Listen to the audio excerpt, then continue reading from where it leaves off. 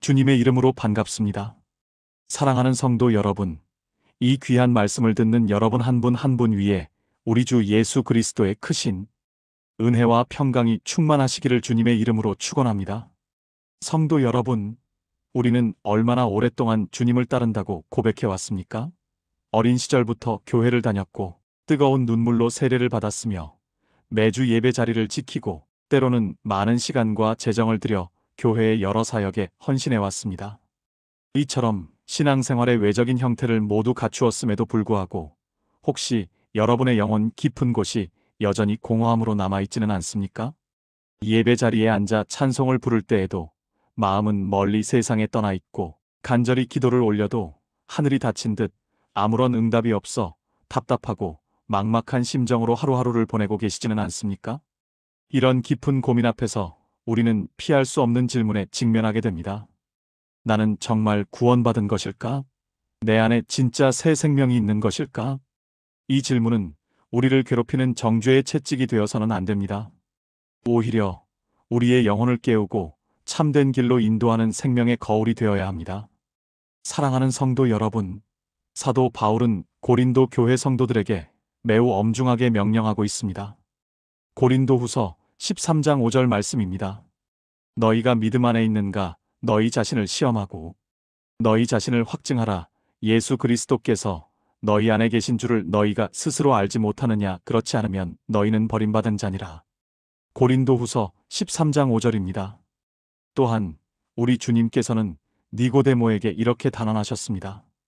진실로 진실로 내게 이르노니 사람이 거듭나지 아니하면 하나님의 나라를 볼 수 없느니라. 요한복음 3장 3절입니다.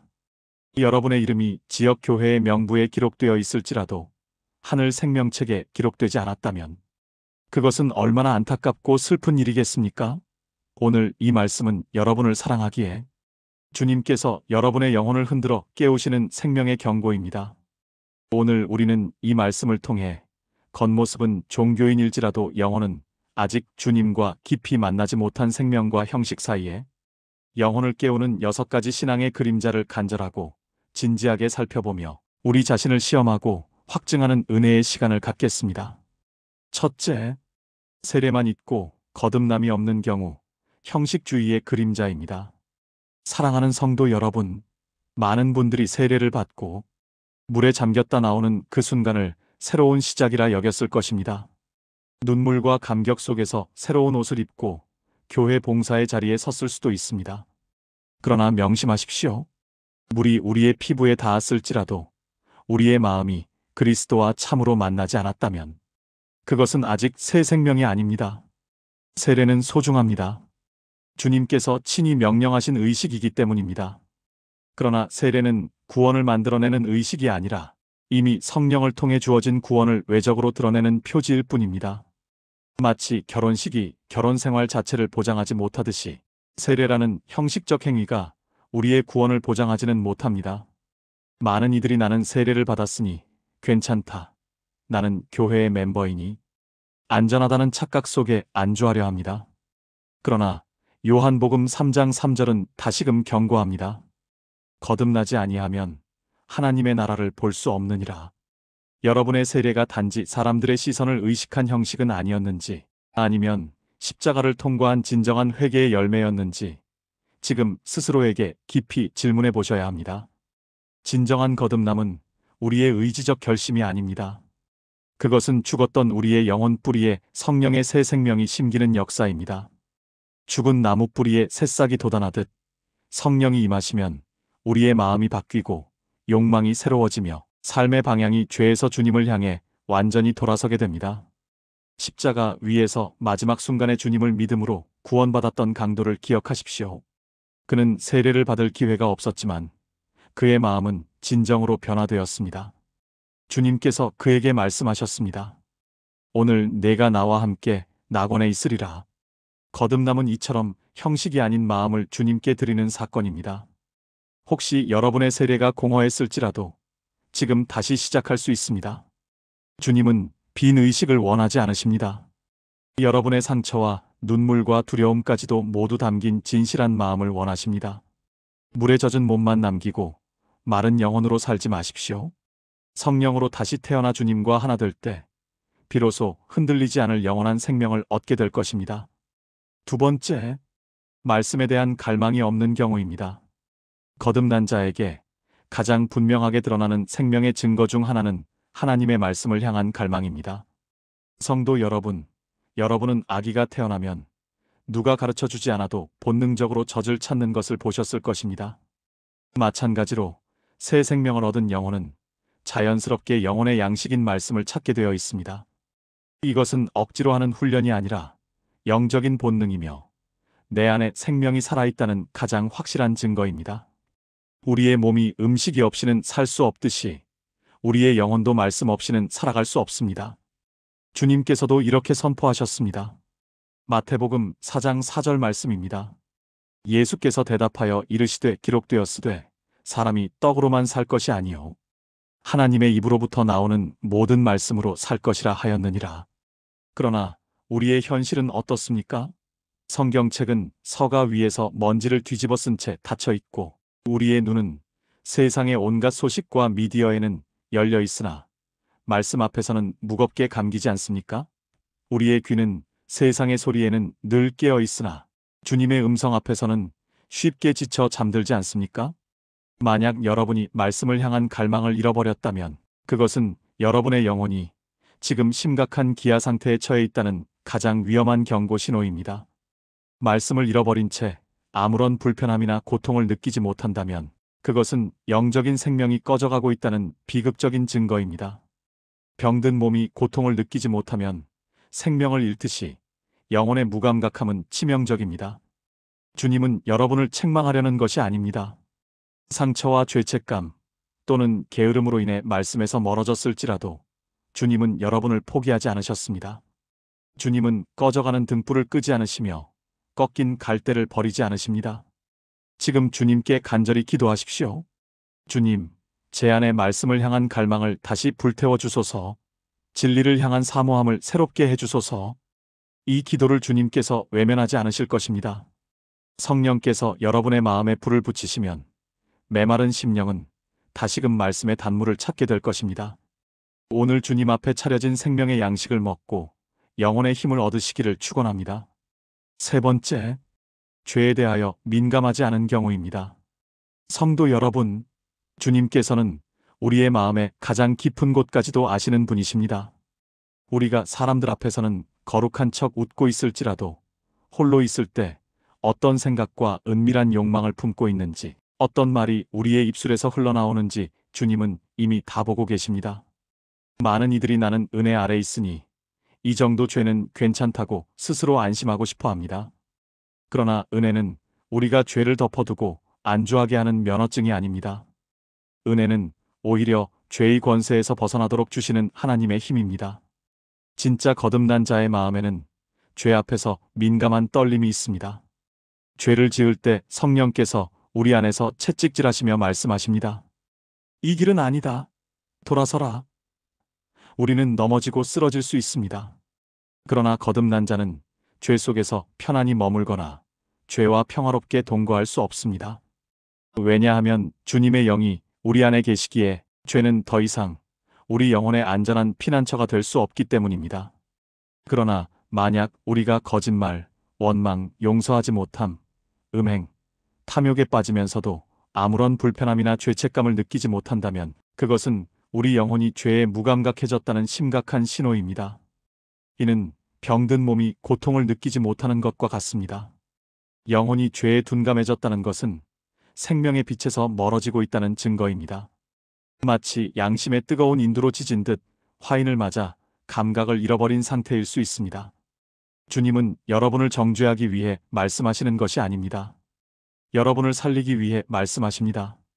죄와 싸우다가 수없이 쓰러졌을지라도 주님은 여러분을 다시 일으키기 위해 십자가를 지셨습니다. 주님께서는 지금도 여러분의 곁에서 기다리고 계십니다. 주님께 돌아오기만 하십시오.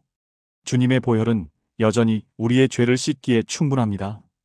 진짜 거듭난 자는 죄와 타협하지 않고 끊임없이 죄와 싸우고 몸부림칩니다. 여러분의 마음은 지금 죄 앞에서 무뎌져 있습니까? 아니면 여전히 주님을 향해 민감하게 깨어 있습니까? 만약 무감각해져 있다면 지금이 바로 깨어나 회복될 때입니다. 주님은 여러분을 거룩하게 회복시키기를 원하십니다. 주님은 거룩하시니 그의 자녀인 우리도 거룩하기를 원하십니다. 죄 때문에 무너져 울어도 좋습니다. 눈물은 끝이 아니라 거룩한 시작입니다. 주님은 여러분의 눈물을 닦아주시고 다시 자유로운 영혼으로 살게 하실 것입니다. 네 번째, 성령의 내적 증거가 없는 경우입니다. 사랑하는 성도 여러분, 우리 주님께서는 분명히 약속하셨습니다. 구원받은 자에게는 성령님께서 친히 내주하시며 우리가 하나님의 자녀임을 증언하신다는 것입니다. 로마서 8장 16절 말씀입니다.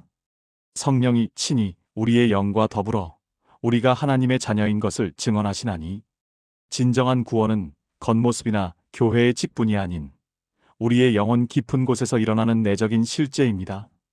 거듭난 자에게는 성령께서 친히 마음에 말씀하시며 우리가 누구인지, 우리의 주인이 누구이신지를 계속해서 상기시켜 주십니다. 우리가 잘못된 길을 걸으려 할 때 찔림을 주시고, 죄 가운데 있을 때 죄를 직면하게 하시며, 넘어졌을 때 너는 여전히 내 사랑하는 자녀다 하고 일으켜 주시는 것, 이것이 바로 성령의 내적 증거입니다. 만약 여러분이 예배 자리에 앉아 말씀을 들으면서도, 기도하면서도, 홀로 있을 때에도 주님의 영의 속삭임을 전혀 경험하지 못하고 계신다면 다시 스스로 점검해야 합니다. 나는 정말로 주님의 영을 모시고 있는가? 성령님은 단지 우리의 기분을 좋게 하기 위해 오시는 분이 아닙니다. 성령님은 우리를 거룩하게 하시려고, 우리의 마음을 새롭게 하시려고, 우리의 삶을 주님의 길로 돌이키시려고 오십니다. 그분의 위로와 책망, 인도와 찔림을 전혀 듣지 못한다면 우리는 여전히 종교의 틀 속에만 갇혀 있고 주님과의 실제적인 교제가 없는 고아와 같은 신앙생활을 하고 있는 것일 수 있습니다. 낙심하지 마십시오. 성령님은 구하는 자에게 주시는 주님의 선물입니다. 여러분이 내 안이 공허합니다, 목마릅니다 라고 고백하며 무릎 꿇고 기도할 때 성령님은 반드시 찾아오십니다. 주님, 제 안에 당신의 영을 새롭게 부어주소서. 제가 당신의 음성을 듣게 하소서. 이 간절한 기도를 주님께서 외면하실 리 없습니다. 우리는 종교 활동에 참여하는 사람이 되어서는 안 됩니다. 우리는 아버지의 음성을 듣고 그분과 함께 동행하는 하나님의 자녀가 되어야 합니다. 주님은 여러분을 떠난 적이 없으시며 여러분을 외롭게 두려 하지 않으십니다. 성령님은 우리의 위로자요, 보호자요, 안내자가 되실 것입니다. 오늘 주님께 마음을 열어 성령님의 음성을 들으십시오. 그분의 음성을 들을 때 여러분은 흔들림 없이 주님의 사랑 안에 뿌리내리게 될 것입니다. 다섯째, 영적인 열매가 없는 경우입니다.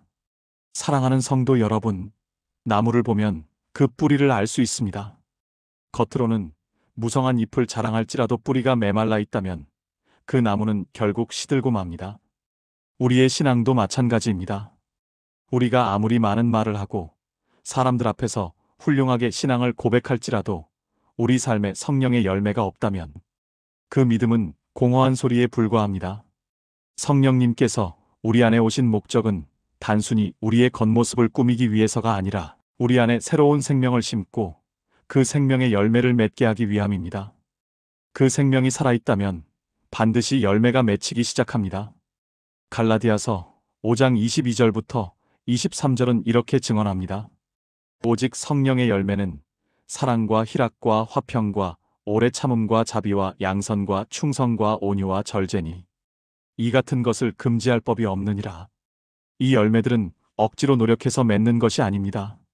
사과나무가 애쓰지 않아도 사과를 맺듯이 성령이 우리 안에 계시다면 이 9가지 열매는 우리의 성품과 삶을 통해 자연스럽게 드러납니다. 우리는 더 이상 옛사람의 욕망을 따르지 않고 성령이 인도하시는 길을 따라가며 사랑을 배우고 용서를 배우고 인내를 배우게 됩니다. 우리가 조금씩 주님을 닮아가고 있다는 가장 확실한 증거가 바로 이 성령의 열매인 것입니다. 그러나 세월이 흘러도 여러분 안에서 아무런 인격적인 변화가 일어나지 않는다면 그것은 매우 심각한 신호입니다. 여전히 쉽게 화를 내고 용서하지 못하고 탐욕과 시기와 미움 속에서 살면서도 아무 불편함을 느끼지 않으십니까? 그렇다면 여러분은 종교인의 모습만 지니고 있을 뿐 성령의 참된 생명이 심겨있지 않은 메마른 가지일 수 있습니다. 열매가 없다는 것은 뿌리가 주님께 연결되어 있지 않다는 뜻이기 때문입니다. 주님은 농부와 같으십니다. 열매 맺지 못하는 가지를 그냥 버려두지 않으시고 손질하고 가꾸시며 기다리십니다. 여러분의 삶이 아직 열매 없는 빈 가지처럼 보일지라도 주님은 여러분을 포기하지 않으셨습니다. 지금 주님께 진심으로 마음을 들이십시오. 주님께서는 여러분의 뿌리를 새롭게 하여 반드시 풍성한 열매를 맺게 하실 것입니다. 작은 사랑, 작은 인내, 작은 온유조차도 주님은 귀하게 여기십니다. 그것이 바로 성령이 여러분 안에 살아있다는 증거입니다. 주님은 여러분이 열매 맺는 삶으로 돌아와 주님의 영광을 드러내기를 간절히 원하십니다. 마지막 6번째 그림자는 하나님의 백성을 사랑하지 않는 마음입니다. 성도 여러분, 우리는 주님을 사랑한다고 고백하지만 동시에 주님의 몸된 교회를 멀리하고 주님의 자녀들을 향해 차갑게 대하고 있지는 않습니까? 상처와 실망을 이유로 형제자매들과 거리를 두고 나는 신앙을 혼자 지킬 수 있다고 스스로 고립되지는 않았습니까? 그러나 진정한 구원은 하나님과의 관계만 바꾸는 것이 아니라 하나님의 가족과의 관계도 완전히 새롭게 합니다. 사도 요한은 이렇게 가르칩니다. 요한 1서 3장 14절 말씀입니다. 우리가 형제를 사랑함으로 사망에서 옮겨 생명으로 들어간 줄을 알거니와 사랑하지 아니하는 자는 사망에 거하느니라. 사랑은 신앙생활의 선택사항이 아닙니다. 그것은 생명의 증거이며 우리가 사망에서 생명으로 옮겨졌다는 가장 확실한 증명서입니다. 우리는 주님을 사랑한다고 말하면서 동시에 주님의 백성을 미워하거나 무관심할 수 없습니다. 형제를 사랑하는 것은 우리의 선택사항이 아니라 생명의 본질입니다. 주님을 향한 수직적인 사랑이 있다면 그것은 반드시 수평적인 형제 사랑으로 흘러나와야 합니다. 혹시 여러분의 마음에 과거 교회에서 받았던 상처나 성도들의 연약함으로 인한 실망 때문에 마음을 닫고 고립되어 있지는 않습니까? 주님은 여러분의 상처를 아십니다. 그러나 주님은 우리가 그 상처 속에 머물러 고립되는 것을 원하지 않으십니다. 왜냐하면 고립된 영혼은 쉽게 시험에 들고 영적인 성장을 이루기 어렵기 때문입니다. 교회는 완전하지 않지만 여전히 주님께서 사랑하시는 몸이요, 우리가 함께 연합하여 세워져 가야 할 주님의 가정입니다. 이 시간 굳게 닫았던 마음을 열어 주님께 나아오십시오. 주님께서는 여러분의 굳어진 마음을 녹여주시고 성령을 통하여 형제자매를 향한 따뜻한 사랑을 부어주실 것입니다. 서로 용서하고 격려하며 함께 기도할 때 우리는 세상이 줄 수 없는 진정한 안식과 교제의 기쁨을 누리는 이 놀라운 특권을 경험하게 될 것입니다. 사랑하는 성도 여러분, 우리는 지금까지 생명과 형식 사이, 영혼을 깨우는 6가지 신앙의 그림자를 살펴보았습니다. 혹시 이 가운데 여러분의 모습이 비추어져 마음이 무겁고 스스로를 정죄하며 절망하고 계십니까? 나는 자격이 없구나 하고 포기하고 싶으십니까? 결코 그렇지 않습니다. 저는 여러분을 정죄하려고 이 말씀을 전한 것이 아닙니다. 오히려 주님은 여러분을 사랑하기에 여러분의 연약함을 드러내시고 여러분의 마음을 주님께로 돌려 새로운 생명을 주시려고 이 긴급한 부르심을 주고 계십니다. 성경은 너희가 믿음 안에 있는가 너희 자신을 시험하고 너희 자신을 확증하라고 말했습니다. 주님은 여러분이 거짓된 껍데기 신앙 속에 머무르는 것을 원하지 않으십니다. 여러분이 실패했을지라도 주님은 여러분을 버리지 않으셨습니다. 여러분이 주님을 멀리했을지라도 주님은 단 한 번도 여러분을 떠난 적이 없으십니다. 주님께서는 지금도 여러분의 마음 문을 두드리고 계십니다. 계시록 3장 20절 말씀처럼 볼지어다 내가 문 밖에 서서 두드리노니 누구든지 내 음성을 듣고 문을 열면 내가 그에게로 들어가 그와 더불어 먹고 그는 나와 더불어 먹으리라. 이것이 바로 참된 거듭남으로의 초대입니다. 우리의 죄를 인정하고 우리의 공허함을 고백하며 다시 한번 성령님을 간절히 모셔드리는 회개의 자리입니다. 사랑하는 성도 여러분, 절망 대신 소망을 붙드십시오. 형식과 껍데기를 버리고 지금 이 자리에서 주님께 여러분의 마음 전체를 드리십시오. 주님은 여러분의 영혼을 깨우고 새 생명으로 인도하실 것입니다. 주님과 함께 참된 생명의 길을 걷게 되시기를 주님의 이름으로 간절히 축원합니다. 기도하겠습니다. 사랑과 은혜가 풍성하신 주님, 오늘 이 말씀을 통하여 우리의 영혼을 비추어 주시니 감사합니다. 세례만 있고 거듭남이 없던 우리의 형식적인 모습, 말씀을 향한 갈망을 잃었던 무감각함, 죄와 타협했던 연약함을 주님 앞에 고백합니다. 주여, 이 시간 성령으로 저희를 새롭게 하여 주옵소서. 굳어진 마음을 녹여주시고 우리 안에 참된 생명의 열매가 맺히게 하여 주옵소서. 주님과의 깊은 교제를 회복하고 주님의 백성을 사랑함으로 우리가 참으로 생명 안에 거하고 있음을 증명하는 살아있는 주님의 자녀가 되게 하여 주옵소서. 우리 구주 예수 그리스도의 이름으로 간절히 기도드립니다. 아멘. 오늘도 이 말씀을 듣고 은혜를 받았다면 주님의 말씀 채널을 구독과 좋아요, 응원을 당부드립니다. 다음 시간에도 주님의 말씀으로 여러분을 찾아뵙겠습니다. 주님 안에서 평안하십시오.